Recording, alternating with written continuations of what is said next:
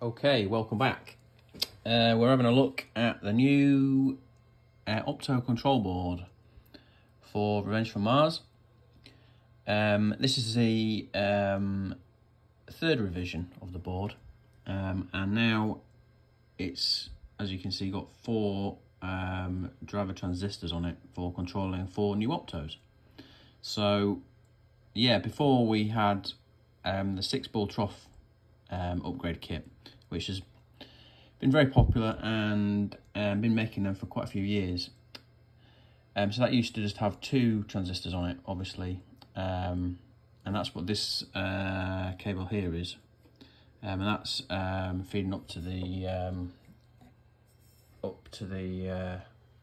optos up here. For the 2 extra optos to make this a 6-ball trough instead of 4. You know, if we remember originally, the trough as stock just came with 4 optos installed, even though the opto boards obviously were designed for 6, and they just didn't populate the 2 extra optos. So that's what the original kit was for. But now we've also added the ability to have a physical ball lock. So that's down here. As you can see, we've got 3 optos in this mechanism, this is the mechanism where when you play in the game you lock a ball in, and then on stock design it just kicks the ball back out, and then you light the lock and lock it in again. Obviously, because it originally only has, let's see if we can just move that out of the way there.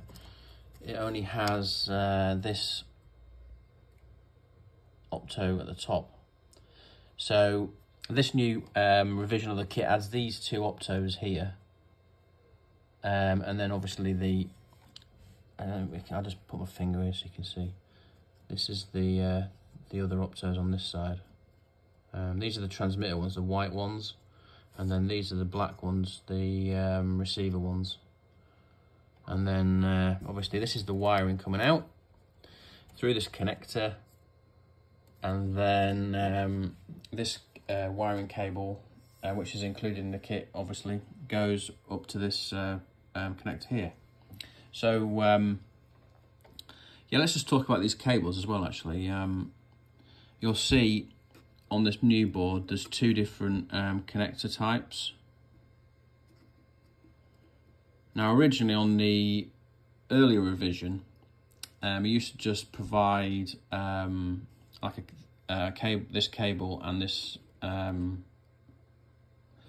header for people to put the wires in themselves, and that was okay, but it was one of the sticking points, and people needed to get a specific tool, and it did cause a few problems occasionally. So now with this new revision, I've started to supply this board with this type of connector, which is the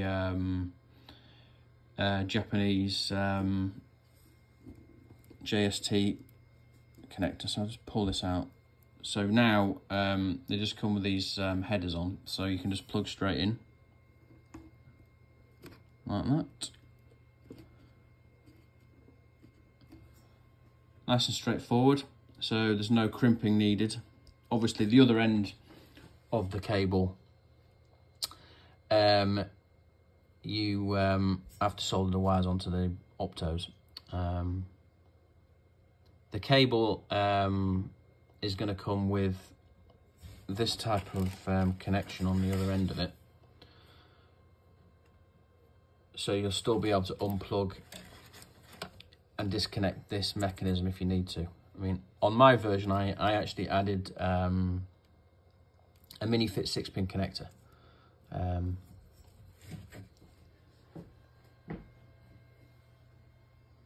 So that's the new revision. Something else to point out, we've also slight revision to how the power resistors are now mounted. We've got these extra spacers. Just zoom out a little bit so you can see it more clearly. It's got these extra spacers which just helps to keep the resistors off the board with a proper 10 to 12mm air gap.